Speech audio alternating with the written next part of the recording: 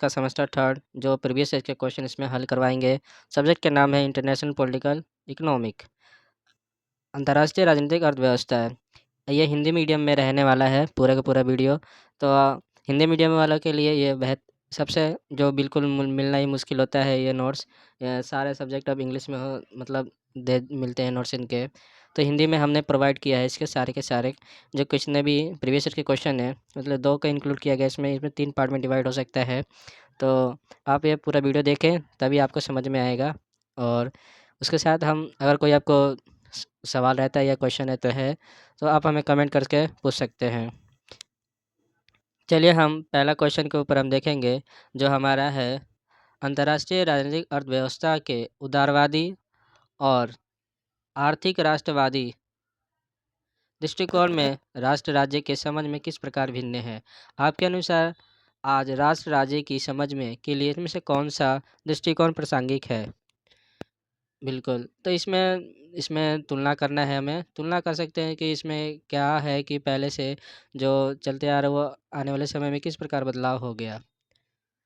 तो अंतर्राष्ट्रीय राजनीतिक अर्थव्यवस्था जो है इनमें उदारवादी और आर्थिक राष्ट्रवादी दृष्टिकोण में दोनों में ही एक दृष्टि जो अपने आ सकता है, जो एक राष्ट्र के लिए परिभाषा और उसके कार्य के तरीके को अलग अलग समझने का तरीका हो सकता है। लेकिन इन दोनों ही एक राष्ट्र के लिए बहुत ज़रूरी है।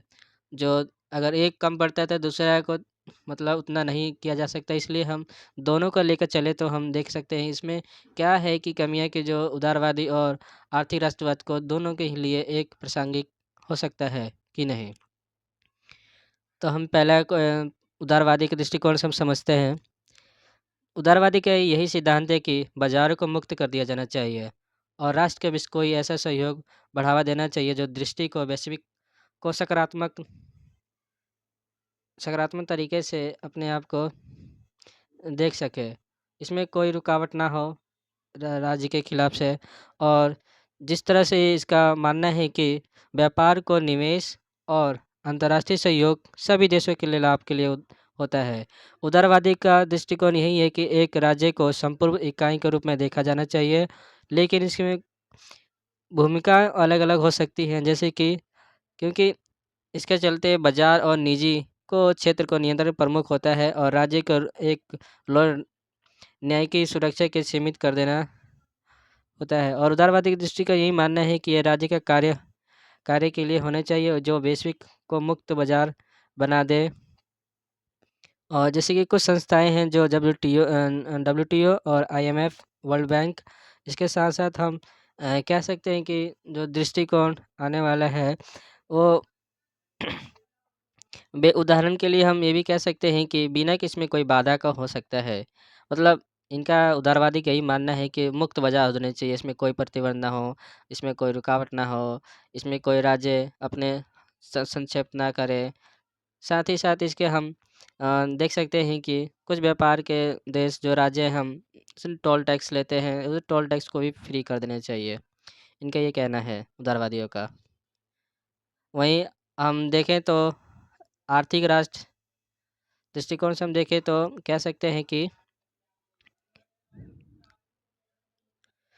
आर्थिक राष्ट्र का यही मानना है कि अ, अर्थव्यवस्था को संरक्षण करना चाहिए और राष्ट्र की आर्थिक स्वतंत्रता को बनाए रखनी चाहिए। मतलब एक खुलापन का उतना नहीं है और इनका मानना है कि संस्थागत ही इसका हो सकता है। इनका दृष्टि यही है कि संरक्षणवाद को प्राथमिकता देना चाहिए। संरक्षणवाद जो है उसके साथ इनको प्राथमिकता दो और फिर उसके बाद व्यापार पर नियंत्रण और मूल्य को स्थिरता बनाए रखने के लिए राज्य का अधिक हस्तक्षेप होता है। ये आर्थिक राष्ट्रवाद का दृष्टिकोण का मानना है। वहीं इनकी भूमिका महत्वपूर्ण होती है क्योंकि एक नियम के अनुसार अगर चले तो अर्थव्यवस्था एक संतुलित किया कर सकते हैं।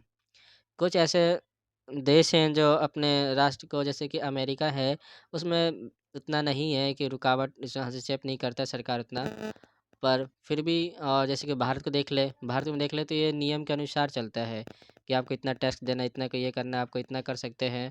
तो इसमें थोड़ा बहुत रुकावट है जिसमें हम ये कह सकते हैं कि इसको अपनाया गया जो है संरक्षणवाद के ही प्राथमिकता देता है भारत। वहीं आर्थिक स्वतंत्रता को प्राथमिकता देने का बजाय हम स्वदेशी को सुरक्षा देने का उसमें जोर दिया जाता है। और अर्थ इसके साथ हम यही है कि इनकी नीतियाँ जो होती है रचनात्मक कदम उठाने के लिए चाहिए, और उसका मतलब ये खुद के सरकार को नियंत्रण कर सकते हैं, ये है। इसमें यही है कि राष्ट्र हित के बचाए रखना जाना चाहिए, विदेश निवेश और विदेशी प्रभाव को नियंत्रण किया करना चाहिए। साथ ही साथ ये कहना चाहिए कि इसमें जो बाज़ार का है, वो बाज़ार एक रेट और उसके मूल्य के आधार पर निर्धारित होना चाहिए। उदाहरण के लिए हम देख सकते हैं कि ट्रंप प्रशासन के दौरान अमेरिका में आर्थिक राष्ट्रवाद का उदाहरण देखने को मिला, जब उन्होंने ट्रैफिक और आर्थिक प्रतिबंधों का उपयोग करके अमेरिकन उद्योगों की रक्षा की। इसके अलावा बैक्रेस्ट और के नियम के आर्थिक उदाहरण मिलते हैं, जैसे कि जहां ब्रिटेन के यूरोपियन संघ के बाहर निकालने के नियम लिया गया, ताकि ये आंतरिक नीतियों को और मजबूत कर देनी चाहिए। इसके साथ हम तीसरा देखेंगे, राष्ट्र राज्य के संदर्भ में दोनों के दृष्टिकोण की भिन्नता।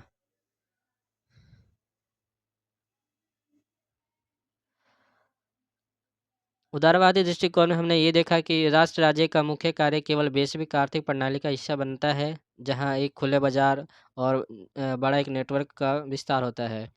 वहीं हम आर्थिक समाज और सभिन्नता को देखने को मिलता है, जिसमें हम कह सकते हैं कि इसमें सरकार का हस्तक्षेप हो, बाजार पर नियंत्रण हो, जितना माल हो उत्पादन उतना पे उसका सरकार का टैक्स देना चाहिए। ये सब हमें देखने को मिला। दोनों की तुलना में जो है यही है कि निकलता है कि जो राष्ट्र के हित और स्वदेशी की सुरक्षा के लिए प्राथमिकता देता है वह, और वैश्विक नकारात्मक प्रभाव को बचाने के लिए नियम उपयोग करता है राष्ट्र। ठीक है। आर्थिक राष्ट्रवादी आज के हम संदर्भ में देखें तो कौन सा दृष्टि प्रासंगिक हो सकता है, तो हम यही देखते हैं कि आज के दौर में दोनों ही दृष्टिकोण अपने आप में स्थान को प्रासंगिक करते हैं, लेकिन आर्थिक राष्ट्रवाद का दृष्टिकोण वर्तमान समय में ज़्यादा प्रासंगिक है। उजेतित इसका मुख्य कारण यह है कि इसका वैश्विक प्रभाव और विश्व पर व्यापार अनिश्चितता और जो राष्ट्रीय प्रभुत्व को स्वदेशी को खतरे में डाल देती है। जैसे कि हमने देखा है कि कोविड संकट के दौरान कोविड-19 के हम ये महामारी जो आपूर्ति श्रृंखला और वैश्विक बाजारों में अधिक निर्भरता के खतरनाक हो सकता था। इसीलिए इसमें कई सारे देशों ने भी अपना राष्ट्रवादी को रुख लिया, जैसे कि चीन, भारत, अमेरिका अपनी स्वदेशी उत्पादन को क्षमता को बढ़ाने के लिए कई कदम उठाए। ट्रंप और ब्रेक्सिट के अमेरिकन के प्रशासन का जैसे फैला है, इसमें कई सारे रुकावट भी आए। इसके साथ कई सारे पॉलिसी भी ऐसे आए जिसमें से बाज़ार पर वैश्विक बाज़ार पर नियंत्रण रखा जाना चाहिए। जिस मूल्य के आधार पर, जैसे कि मान लो कि कोई सामान ₹10 का उसको हम ₹100 में बेच रहे हैं, तो ये एक तरह से वैश्विक बाज़ारों में जो है वो अपने प्रभुत्व जमा लेता है। ऐसे इतने सारे देश हैं जो अपने उसको अफ़ोर्ड नहीं कर पाते। तो इस वजह से हम देखते हैं कि इसके राष्ट्रवादी जो है इस पर नियंत्रण करना चाहिए, जो संरक्षणतावाद को, प्रभुत्व को एवं नियम के अनुसार चलना चाहिए। और आगे हम देखें तो वैश्विक बाजार के व्यवस्था का प्रभाव, तो जिस प्रकार का हमने दिखा उसी उसी हिसाब से हम देख सकते हैं कि उदारवादी, अर्थवादी सहयोग और अर्थ राष्ट्रवादी का मानना, इनका एक अलग-अलग ही मतलब कि कह सकते हैं कि दोनों ही अपने आप में एक अपना एक अलग प्रभुत्व रखते हैं। तो यहीं उदारवादी का जो वैश्विक बाजार को मुक्त बाजार का सिद्धांत देता है, जो उदारवादी है, वहीं आर्थिक सहयोग का बढ़ावा देता है डब्ल्यूटीओ। ठीक है। उसके साथ ही आर्थिक राष्ट्रवाद को दृष्टिकोण मानता है कि राष्ट्र के हित और आर्थिक सुरक्षा को पहला प्रभुत्व देना चाहिए, मतलब पहला उसका अधिकार होना चाहिए। और उसके साथ ही हम ये कह सकते हैं कि इसके साथ स्वदेशी को हम बढ़ावा देना चाहिए। स्वदेशी जितने भी हैं उनका बढ़ावा देना चाहिए। उदाहरण के लिए हम देख सकते हैं कि उदारवादी राष्ट्र दृष्टिकोण का विश्व व्यापार में संगठन डब्ल्यूटीओ के नियम के अनुसार पालन और व्यापार में बाधा को हटाता है। ठीक है। वहीं राष्ट्रवाद जो अमेरिकन चीन ट्रेड वार के दौरान हमने अमेरिकन और चीन को ट्रैफिक लागू करते हुए देखा, हमने अर्थव्यवस्था को नियंत्रित कर लिया। वहीं अंतर्राष्ट्रीय संस्थाओं की भूमिका को देखें तो उदारवादी और संस्थान जैसे के लिए आईएमएफ, वर्ल्ड बैंक जो है, डब्ल्यूटीओ जैसे कि समाज के साझा हितों को प्रशंसित करता है और उनके हित के अनुसार ही नियम बनाता है। वैश्विक नियम के अनुसार ही ये कार्य करते हैं। इसमें हम और सारे देख सकते हैं, काफ़ी सारे हमारे उदाहरण हैं, जिस प्रकार से हम कह सकते हैं कि एक उदारवादी में और राष्ट्रवाद में दोनों में ही कितना सकारात्मक और नकारात्मक प्रभाव हम देखने को मिला। जिस प्रकार से मैंने आपको समझाया, कुछ इसी प्रकार से कुछ और पॉइंट्स है जो हम देख सकते हैं कि इसमें क्या है, उदारवादी एक मुक्त नेटवर्क हम मानते हैं, जो मजबूत नेटवर्क है। ये अधिकतर देशों ने पालन भी किया हुआ है इसको। वहीं राष्ट्रवाद जो है नकारात्मक ध्यान ध्यान दें तो हम इसमें स्वदेशी को बढ़ावा देता है, जो एक प्रतिस्पर्धा उसके से अनुसार ही कार्य करता है।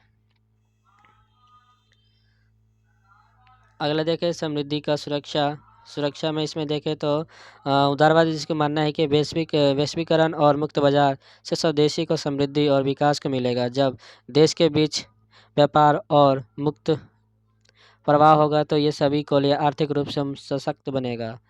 वहीं राष्ट्रवाद के अनुसार देखें तो हम राष्ट्रीय सुरक्षा को आर्थिक आत्मनिर्भरता को पहले रखा जाना चाहिए। ये दृष्टिकोण मानता है कि स्वदेशी और राष्ट्र से ही राष्ट्र की स्थिरता और सुरक्षा को सुनिश्चित हो सकती है। इसमें कई सारे पॉइंट्स हैं, तो आप देखिए। और इसमें क्या अहम महत्वपूर्ण भूमिका यही है कि इसके विकासशील देशों के लिए एक विशेष चुनौतियाँ होती हैं, तो किस तरफ जाना चाहिए, या उदारवादी के लिए या आर्थिक राष्ट्रवाद के लिए। तो इसमें काफ़ी सारे देश जो है विकासशील और विकसित दोनों का एक अलग अलग अपना मत है। वहीं विकासशील का मानना यही है कि उदारवादी जो है विकासशील देशों के लिए व्यापार और संदेशी तरीके का जो जोड़ता है, ये सभी उनके देश के लिए कमियों को पूरा कर सकता है। उदारवादी का मानना ये है। वहीं राष्ट्रवादी के भावना से देखें तो ये है कि विकासशील स्वतंत्र और स्वदेशी को प्राथमिकता देनी चाहिए। ये सलाह देता है कौन? आर्थिक राष्ट्रवाद। तथा ये पोषण से बच सकता है। इनका जो आर्थिक शोषण होता है, जो विकसित देश कर सकते हैं, वो उदारवादियों के द्वारा बताया गया था, तो वो नहीं हो पाएगा इनके अनुसार। राष्ट्रवाद के अनुसार ये एक अहम भूमिका बताता है। उदाहरण के लिए हम देखते हैं कि भारत और ब्राज़ील जैसे कि विकासशील देश हैं, WTO और IMF के वित्तीय सहायता, व्यापार सहायता करते रहते हैं बाहर से भी। और उसके साथ ही आर्थिक फिफ्की जो है, जो अफ्रीका का है, और उसके अनुसार देखें तो अपने भीतरी व्यापार को, आंतरिक बाजार को बढ़ावा देता है स्वदेशी को।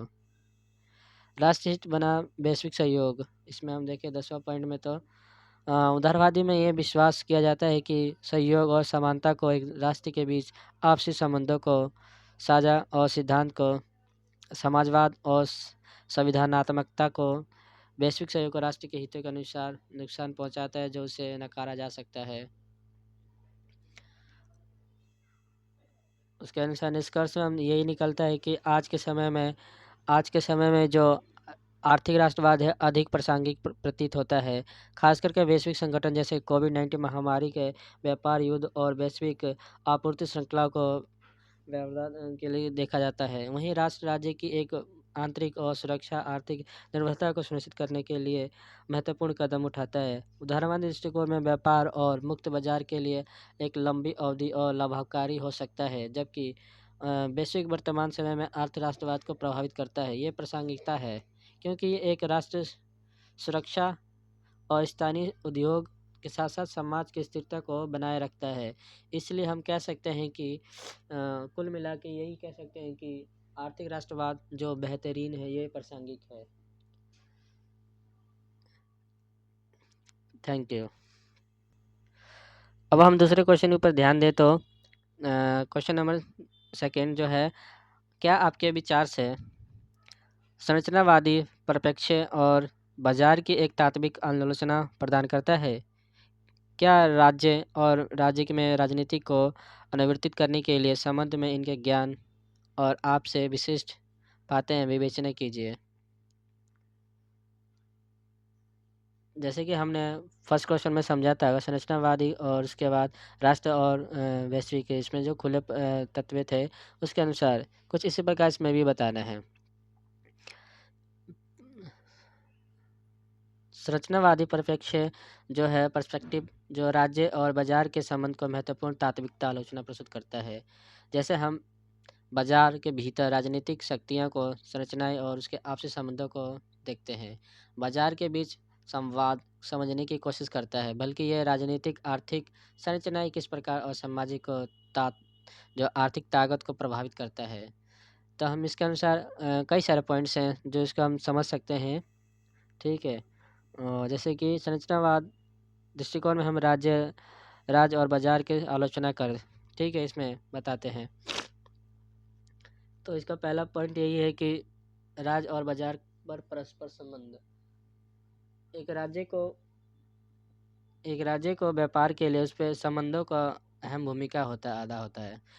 और मान लीजिए अगर संपर्क नहीं है, मतलब आप एक दुकानदार है और जिससे आप सामान लेते हैं उससे आपको कोई जान पहचान ही नहीं है, तो आप कैसे आगे बढ़ सकते हैं। तो कुछ इसी प्रकार यही है कि राज्य बाजार को जो परस्पर एक मूल भाव को तय करता है, उसके अपने अंदर एकजुट बनाए रखता है, तब जाके आगे बढ़ता है। तो संरचनावादी का ये अनुसार है कि राज्य और बाजार केवल एक स्वतंत्र संस्थाएं नहीं होती, बल्कि ये एक दोनों के सामाजिक और ऐतिहासिक संरचनाओं का हिस्सा होते हैं, जो समाज को शक्ति को ढांचे को द्वारा आकर्षित करते हैं। ठीक है। तो इसमें यही है कि राज्य और बाजार का परस्पर संबंध, जैसे कि संरचनावादियों के अनुसार मानना है कि राज्य और बाजार के बीच विरोधाभासी का संबंध होता हुआ है, वो साथ में काम कर सकते हैं, साथ में मिलकर काम करते हैं, ताकि समाज और समानता को आर्थिक हितों की संरचना बनाए रखा जा सकता है। मूल बात यही है कि दोनों के बीच आपसी संबंध बेहतरीन होनी चाहिए। मान ले जो राज्य है वो कह रहा है कि तुम भाई 10 रुपए के भाव से बेचो, वहीं बाजार तय करता है कि इसमें कि नहीं, हम तो 10 रुपए के भाव से ना बेचकर हम 15 रुपए के भाव से बेचेंगे। तो इसमें क्या है, समाज की अस्थिरता हो सकती है। इस वजह से राज्य को अपने उसके प्रभावित कर सकता है। जैसे कि मान लें, दूसरा पॉइंट यही है कि है राज्य की भूमिका और बाजार का प्रभाव। तो संरचनावादी के राज्य को शक्ति संरचना के रूप में देखा जा सकता है, जो बाजार को नियंत्रित करने में, संरक्षित करने में और एक ढांचे को स्थापित करने में काम करता है। ये एक दृष्टिकोण बताता है कि राज्य केवल सार्वजनिक संस्थाएं नहीं होती, बल्कि एक समाज का नियंत्रण भी कर सकता है। उदाहरण के लिए देखें तो हम मार्क्सवादी संरचनावाद का दृष्टिकोण में जो पूंजीवादी को संरचना का हिस्सा माना जाता है, जो बाजार को समर्थन तो करता है और सामाजिक श्रम को वर्ग की शोषण भी करता है। तो ये कह सकते हैं राज्य का कार्य बाजार के हितों को आगे बढ़ा सकता है और समाज का असमानता को सुनिश्चित करने के लिए होता है। राज्य और बाजार की अनावृत्ति मीन्स यही है कि बाजार के बीच संबंध की अनावृत्ति संरचनावादी प्रश्न इस बात पर डाल सकता है। मान लीजिए राजनीतिक प्रक्रिया और आर्थिक प्रणाली दोनों के अलग अलग मत होते हैं, दोनों मुल्क से जुड़े हुए हैं, जबकि हम दृष्टिकोण देख सकते हैं कि केवल राज्य का और राज्य केवल बाजार, तो इनके बीच को हिस्सा जो है वो अलग होता है। मतलब इसमें असामाजिक असमानता को प्रभावित करता है, जो राजनीतिक ताकतों का प्रभाव बताता है। ये दोनों एक दूसरे पर निर्भर करता है। उदाहरण के लिए हम देखें तो पूंजीवाद अर्थव्यवस्था में निजीकरण और मुक्त बाजार जैसे नीतियां बनाई गई, जो बाजार के लिए हित में होती है, लेकिन ये इसका उद्देश्य पूंजीपतियों के अधिक लाभ पहुंचाता है। जबकि वहीं जनता या फिर जो व्यापार से जुड़े लोग हैं उनके जो, जैसे कि मान लीजिए आज एक मुक्त बाजार कर दे जो बड़े बड़े व्यापारियों के लिए लाभ देता है, तो वहीं छोटे व्यापारियों को, जैसे कि मान लीजिए दुकान कर रहा है, उसके तो ग्राहक जा रहे हैं भाई, उसका रोजी रोटी तो जा रहे हैं, तो कैसे अपने आप को नियंत्रण कर पाएगा, बना अपने बाजार में अपने आप को बचाए रखेगा। तो इस वजह से एक नियम अनुसार भी होने चाहिए, जो एक ये कह सकता है कि बाजार में परस्पर एक राज्य के साथ होना चाहिए। देखें तो अगला हमारे हमें इसके संरचना की शक्तियों के बारे में बात करें तो राज्य बाजार के बीच में राजनीतिक शक्तियाँ हैं। पहले समाज की संरचना प्रभाव कैसे डालता है, फिर दूसरा राज्य के वैधता को बाजार की भूमिका कैसे अदा करता है, और बाजार की शक्तियाँ किस प्रकार होती है बाजार की। ठीक वहीं संरचनावाद परिप्रेक्ष्य के बाजार की नीतियाँ अनुवर्ती के उद्देश्य से देखें तो संरचनावादी दृष्टिकोण में राज्य के बीच में अधिक संरचना और शक्तियों को ताकतों को समझा करता है, बल्कि ये नहीं मानता है कि सामाजिक आर्थिक जो है वो स्थिर बनाए रखा जा सकता है। उदाहरण के लिए मार्क्सवादी का यही मानना है कि राज्य के पूंजियों के हितों की सुरक्षा करता है और बाजार के माध्यम से श्रम वर्ग का शोषण किया जाता है, जो बिल्कुल ठीक कहा जा सकता है। एक तरह से नियो और लेबरलिज्म के अनुसार यही है कि राज्य को बाजार की शक्तियों को बढ़ावा देने के लिए हस्तक्षेप कम करना चाहिए, ताकि आर्थिक विकास का संभव हो सके। वहीं संरचनावादी दृष्टिकोण में राज्य के बाजार पर परस्पर प्रभाव देखें तो पहले यही है कि राज्य बाजार पर परस्पर प्रभाव होता है। इसके नियम निजी और निवेश को बढ़ावा देता है। वहीं बाजार में असमानता की तुलना की जाती है। जैसे कि मान लो कोई व्यापारी है, 10,000 टर्नओवर उसका करता है, भाई व्यापार है और उसका प्रभुत्व बना हुआ है। वहीं वही थोड़ा छोटा सा व्यापारी जो है अपने मूल्य को कम करके जो अपने बाजार में टिक नहीं पाता है। तो इस पर हम कहते हैं समाज में जो है असमानता और बाजारों में भी असमानताएं देखने को मिलती है। बड़े व्यापारी छोटे व्यापारी का शोषण करते रहे हैं, जो समाज के लिए असमानता और व्यापारियों के लिए बीच में भी एक मतभेद का हो रहा है। उस प्रकार से हम शोषण के नियम के कह सकते हैं कि बाजार छोटे व्यापारियों को शोषण किया जाता है। आगे हम चले तो उदाहरण के लिए हम कुछ देखते हैं। जैसे भारत में कुछ व्यापार जो मुक्त है और ये कुछ नीतियाँ निजीकरण से राज्य में रास्ता खोजता है। गरीबी को गरीबियों को बढ़ावा देने के देखता है। जैसे श्रम वर्ग का आदिवासी मुक्त समुदाय पर बाजार होता है। अगर बाजार को हम स्वतंत्र और राज्य का हस्तक्षेप करें तो क्या प्रभाव पड़ता है? संरचनावादी दृष्टिकोण में यह है कि राज्य और बाजार के बीच में हस्तक्षेप पर सवाल कई सारे होते हैं। जैसे मान लीजिए कि एक राज्य और व्यापार के बीच में अधिक स्वतंत्रता दे दी जाए तो व्यापारी तो अपना मुक्त भाई कितना भी मान ले 10 रुपये की चीज़ है उसको 50 रुपये 100 रुपये में बेचते हैं। ठीक है, तो क्या वो एक सरकार उस पर नियंत्रण कर सकता है और खुला छोड़ दे तो क्या समाज में जो लोग हैं क्या वो कर सकते हैं अपने आप को जीवन अर्श पर नहीं कर सकते। तो इस वजह से एक क्या है राज्य को जो है हस्तक्षेप करना बहुत ज़रूरी होता है, जिसमें समाज को असमानताएं ना फैले। मेन बात तो यही है कि अगर समाज में असमानता फैली तो फिर बाजार तो अपना मनमानी करेगा ही करेगा और छोटे व्यापारी के साथ वही होगा। तो एक राज्य का हस्तक्षेप जब राज्य के बाजारों की ताकत और नियंत्रण का समाज और आर्थिक संतुलन असंतुलन को रोका जा सकता है, तो इसमें समाज न्याय की क्या कदम उठा सकता है? तो हालांकि ये हम कह सकते हैं कि निरंकुश और सामाजिक असमानता को बढ़ावा मौका का मौका दे देता है। ठीक है, तो हस्तक्षेप बाजार में करना जरूरी है।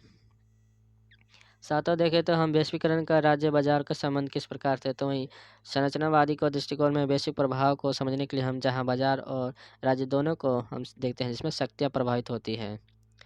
और संरचनावादी के अनुसार जो शक्तियां राज्य के निहित नियंत्रण को कर सकती है। वैश्वीकरण के यही कि राज्य के सतत नियम को और बाजार को ताकत को किस प्रकार प्रभावित करता है।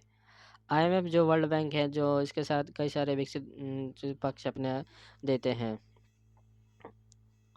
राज्य बाजार में ज्ञान की दृष्टि जैसे कि मैंने बताया निष्कर्ष यही है कि आपका संरचनावादी यही कि राजनीतिक और आर्थिक समाज संबंधों का एक गहरा और सांस्कृतिक प्रभाव को साझा करता है। परिप्रेक्ष्य के राज्य व्यापार के से जटिल संबंध होता है। यही है कि स्वतंत्रता जो दोनों के बीच में स्वतंत्र नहीं होते बल्कि समाज और ऐतिहासिक एवं राजनीतिक संस्थाओं के आधार पर एक दूसरे पर प्रभावित करता है। जो संरचना प्रभाव और आर्थिक समानता को दृष्टिकोण समझा जाता है जो संविधान के नियत और आधारभूत को अवलोकन में मदद करता है। Thank you.